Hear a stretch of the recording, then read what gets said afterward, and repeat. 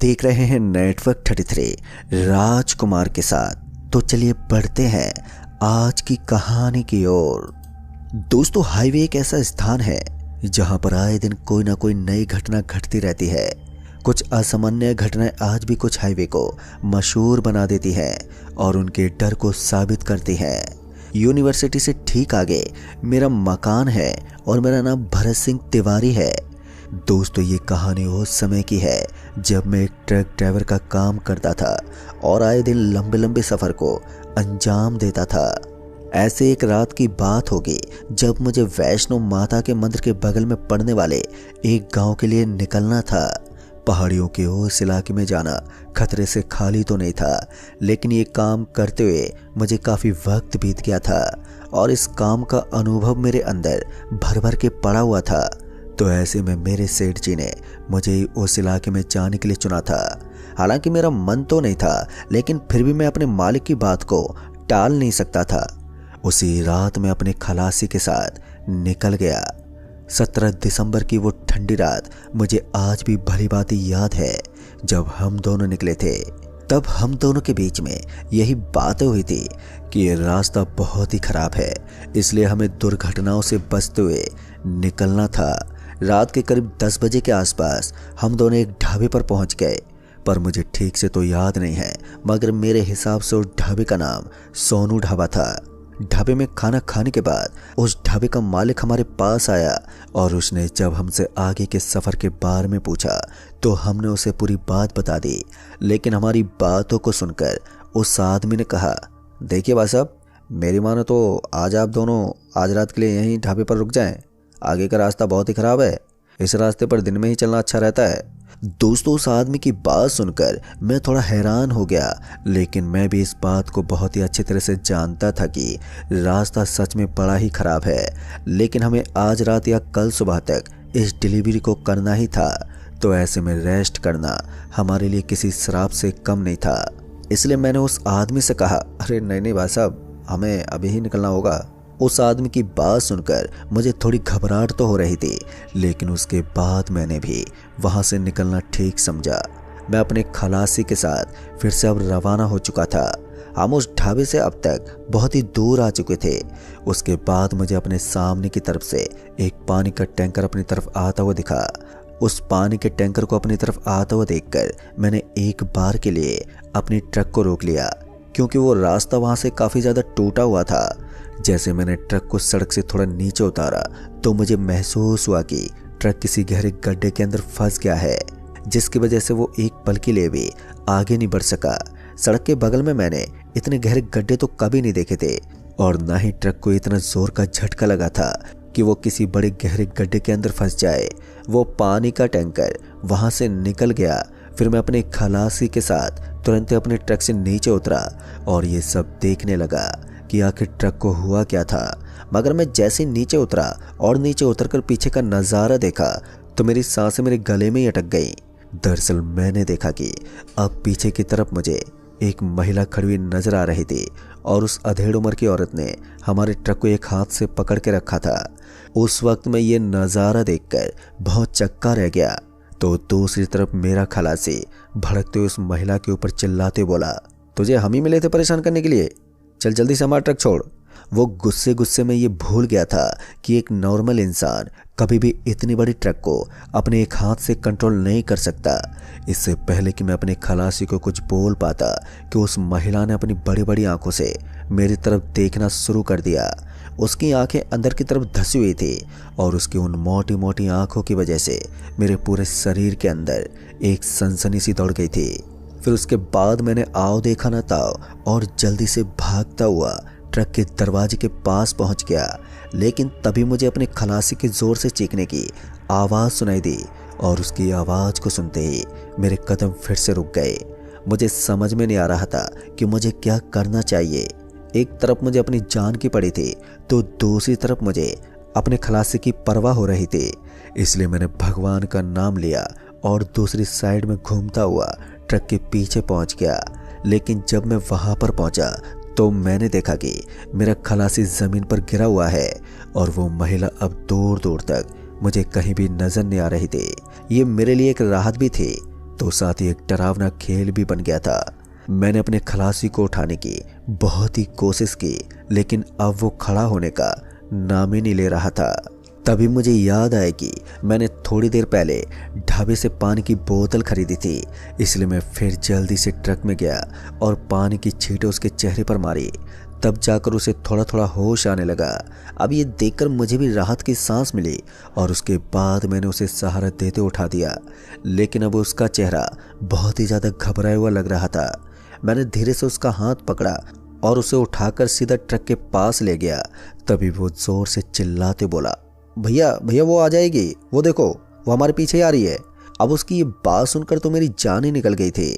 फिर भी मैंने पीछे मुड़कर नहीं देखा, क्योंकि मैं नहीं चाहता था कि ऐसी हालत में मैं बार बार पीछे मुड़कर देखूं, क्योंकि मैंने अपने दादाजी से ये बात सुनी थी कि पैरानॉर्मल एक्टिविटी होने के दौरान हमें पीछे पलटकर देखना नहीं चाहिए, इससे हमारे ऊपर खतरा और भी ज़्यादा बढ़ जाता है।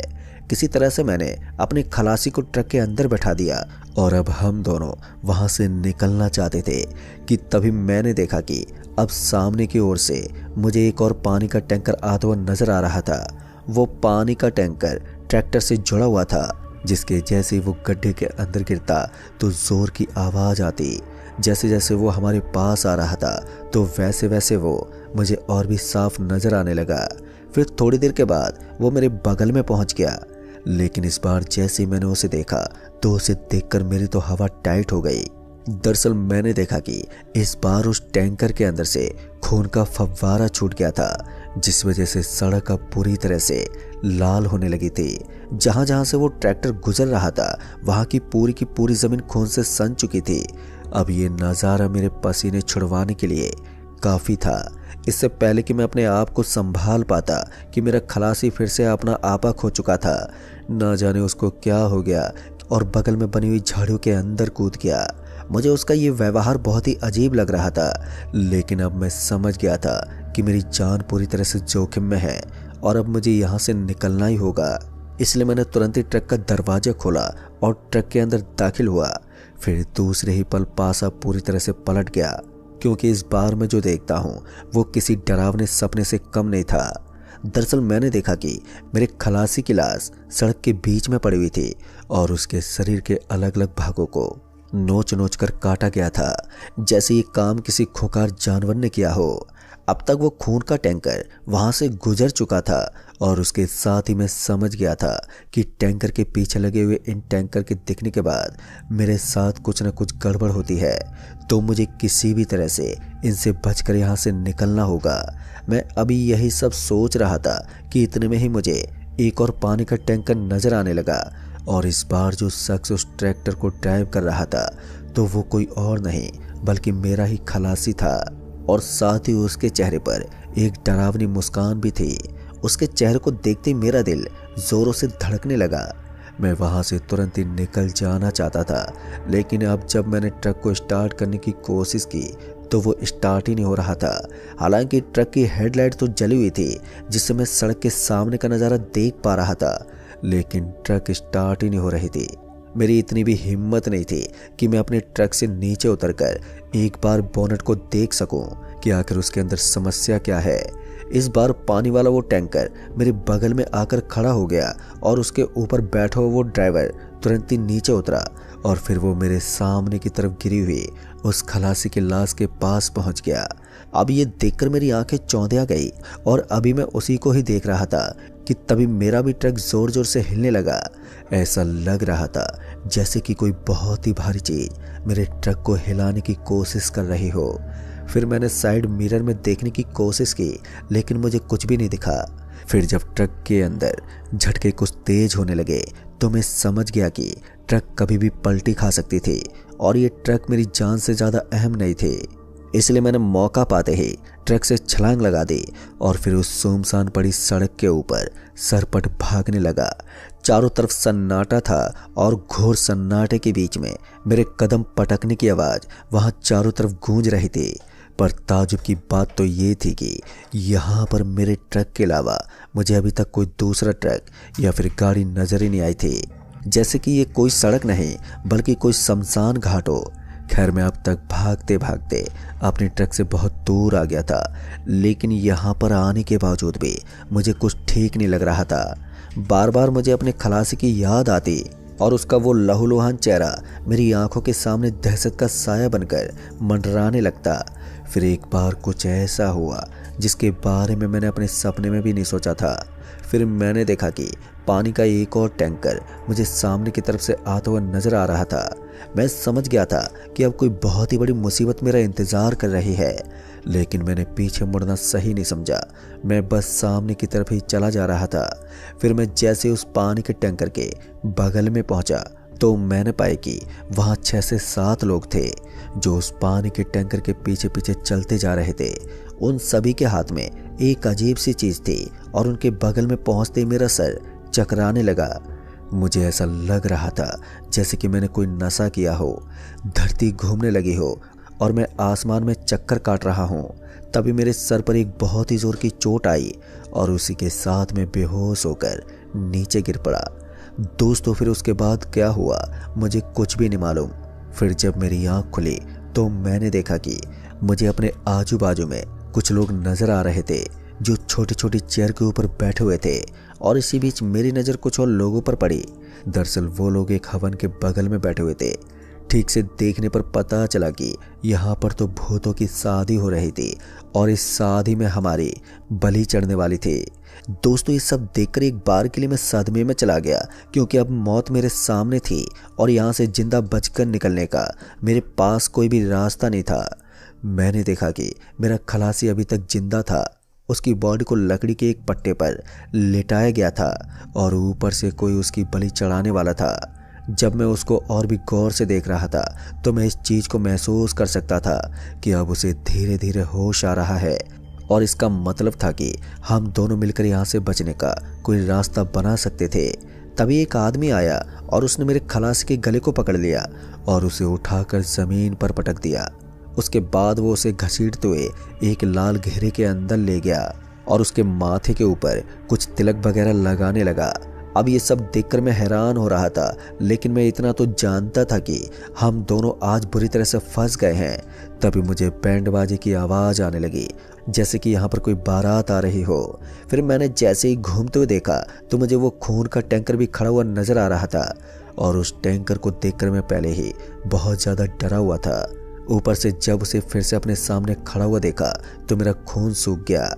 फिर इसी बीच मेरे खलासी को वापस से घसीटा जा रहा था और इस बार उसके शरीर के ऊपर काले रंग की मिट्टी को उड़ेल दिया गया और अब उसे होश भी आ चुका था। वो बुरी तरह से तड़प रहा था।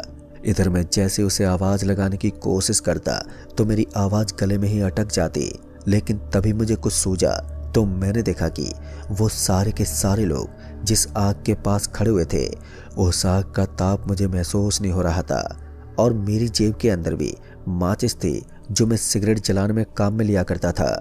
इसलिए मैंने थोड़ा दिमाग लगाकर अपनी जेब से माचिस को निकाला और उसकी एक तीली को जला दिया। मैं महसूस कर सकता था कि जिस आग से मुझे बिल्कुल भी गर्मी नहीं लग रही थी और उस आग के मुकाबले ये आग बहुत ही ज़्यादा अलग थी। उसके बाद मैंने उस माचिस की तीली को उस अजीब तरह की दिखने वाली आग की तरफ फेंक दिया। बस मैं इतना देखना चाहता था कि आखिर इससे होता क्या है। फिर जैसे वो माचिस की तीली उस आग के अंदर पड़ी तो वहां पर तहलका मच गया। लोग इधर से उधर भागने लगे और ये मेरी सोच से परे था।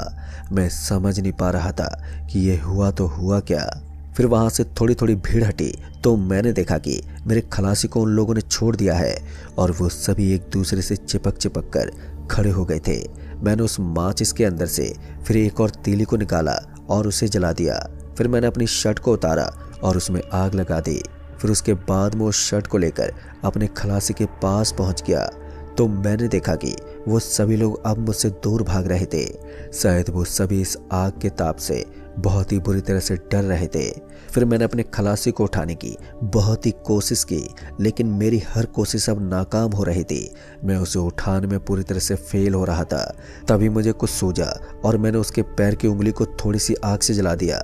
जैसे उसे उस आग का ताप महसूस हुआ तो वो एकदम से चिल्लाकर उठ गया उसका चेहरा काफी घबराया हुआ था और उसने इधर उधर लोगों को देखा तो उनके हुलिये को देखकर मानो वो किसी बर्फ की सिल्ली की तरह जम गया था। तभी उसने अपनी गर्दन हिलाई और मेरी तरफ देखते हुए बोला, साहब जी हम इस वक्त कहाँ पर हैं? मैं समझ गया था कि वो कंफ्यूज है, लेकिन इस समय मेरे पास इतना समय नहीं था कि मैं उसे पूरी बात बता सकता। इसलिए मैंने उसे जल्दी से खड़े होने का इशारा किया और उसके बाद वो मेरा इशारा पाकर मेरे पीछे पीछे चलने लगा। मुझे भी जिस तरफ रास्ता दिखाई दे रहा था मैं भी उसी तरफ चलता जा रहा था। फिर थोड़ी दूर आगे जाने के बाद मुझे वही खाली और सपाट पड़ी हुई सड़क नजर आने लगी और उस सड़क को देखकर मेरी सांस में सांस आ रही थी। मैं भूतों की शादी से बचकर तो आ गया था, लेकिन एक बार के लिए जैसे ही मैंने पीछे मुड़कर देखा तो मेरी सारी खुशी जैसे हवा में गायब हो गई। मैंने देखा कि वो सभी लोग अब हम दोनों के पीछे पीछे आ रहे थे। अब वो पहले से भी ज्यादा खुंखार और डरावने लग रहे थे।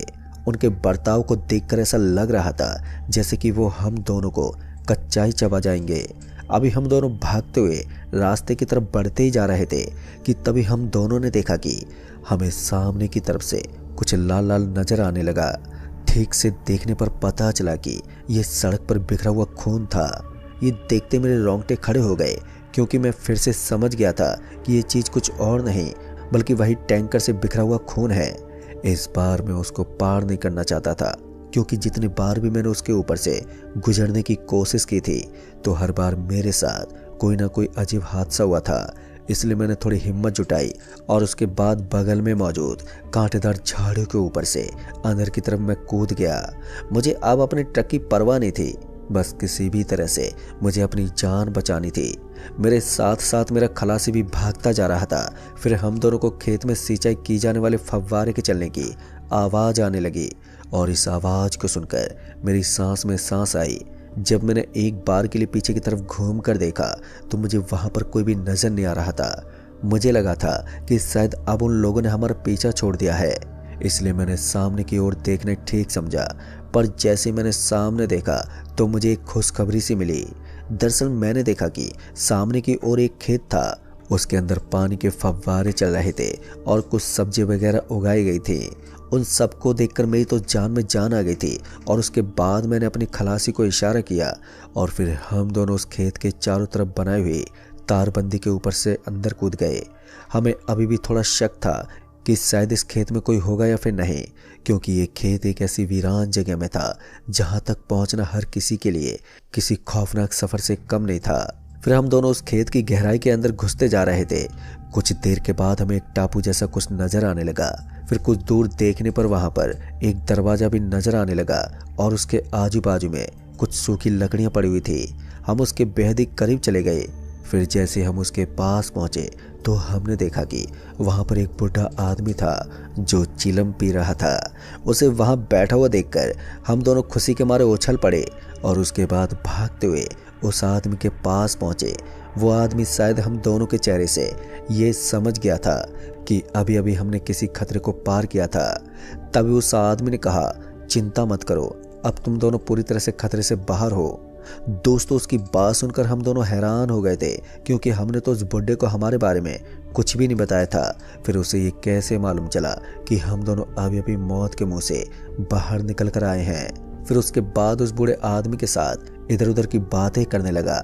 फिर बातों ही बातों में उसने बताया कि करीब 17 साल पहले की बात है, जब यहाँ पर शादी का माहौल था, लेकिन उस शादी के माहौल के अंदर अचानक किसी गड़बड़ के चलते परिवार में आपसी लड़ाई शुरू हो गई और लड़ाई के अंदर पानी के टैंकर वालों को बहुत बुरी तरह से पीटा गया और ये काम शादी वाले के घर वालों ने ही किया था।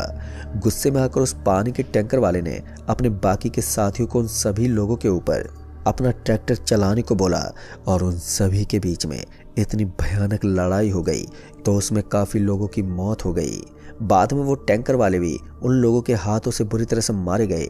कुछ बचे कुचे लोग वहां से भाग निकले, लेकिन उस पानी के टैंकर वाले की आत्मा को मुक्ति नहीं मिली, जिस वजह से उसकी आत्मा आज भी इस जगह पर भटकती है। उनमें से एक बूढ़ा आदमी भी था। वो भाग तो अपने खेत में तो पहुंच गया था, लेकिन खेत में आने के बाद उसने भी दम तोड़ दिया, क्योंकि वो भी काफी जख्मी हालत में था। अभी वो बूढ़ा आदमी पूरी दास्तां हमें बता ही रहा था कि इससे पहले ही मेरी आंख लग गई उसके बाद मुझे नहीं मालूम कि मुझे क्या हुआ। फिर जब मेरी आँख खुली तो मैंने देखा कि मैं तो खुली जगह में सोया हुआ था और सूरज अब आसमान में था।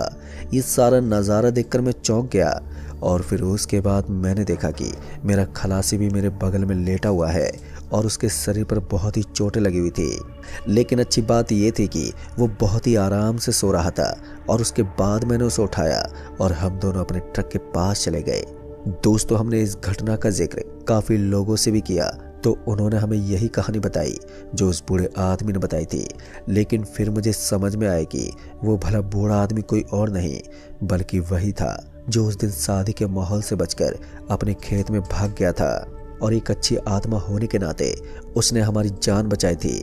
भले ही वो उस वक्त इंसान नहीं था और एक भूत था, लेकिन अच्छाई करने में उसने तब भी अपने कदम पीछे नहीं हटाए जब तक उसका शरीर उसका साथ छोड़ चुका था। दोस्तों, उस दिन मेरी जान सिर्फ उस बूढ़े आदमी की वजह से बच पाई। आज भी मैं उसका शुक्रिया अदा करता हूँ जिसकी वजह से मैं अपनी दूसरी जिंदगी जी पाया। तो दोस्तों, इस कहानी में बस इतना ही। कहानी आपको पसंद आई हो तो वीडियो को लाइक शेयर कमेंट जरूर कर दें और साथ ही चैनल पर अगर नए हैं तो चैनल को भी सब्सक्राइब जरूर कर दें। तो मैं आपका दोस्त राजकुमार जल्द ही मिलूंगा ऐसी एक और नई कहानी के साथ। तब तक के लिए बाय एंड टेक केयर।